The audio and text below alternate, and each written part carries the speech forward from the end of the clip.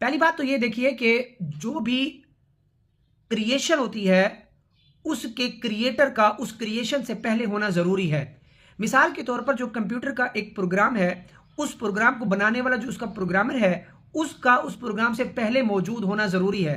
यानी ऐसा नहीं हो सकता कि कोई प्रोग्राम बन गया हो और उस प्रोग्राम ने अपने प्रोग्रामर को बनाया हो।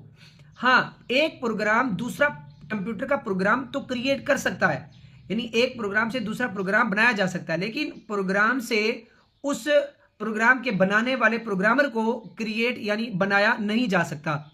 बिल्कुल इसी तरह स्पेस टाइम, जमान मकान चूंकि एक क्रिएशन है, एक तख्लीक है, और इसके बनाने वाले का इससे पहले होना जरूरी है। यानी ये मानना पड़ेगा कि एक ऐसी आला और बरतर ज़ात है जो इस स्पेस टाइम और इस ज़मान और मकान को भी तख्लीक करने वाली है, और उसका उस स्पेस टाइम से पहले मौजूद होना ज़रूरी है।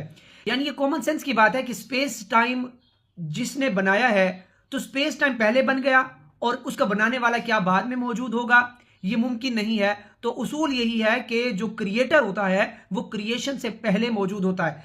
आप अपनी जिंदगी में रोजमर्रा के भी चीजों के हवाले से देख सकते हैं। मिसाल के तौर पर ये मेरे सामने मोबाइल है। अब मोबाइल जो है, इसका बनाने वाला इस मोबाइल के बनने से पहले मौजूद होगा, तो जो इसका बनाने वाला है वो मोबाइल का मोहताज नहीं है, ये मोबाइल उस इंजीनियर का मोहताज है जिसने इसको बनाया है। इसी तरह आप हर एक क्रिएशन के हवाले से देख सकते हैं।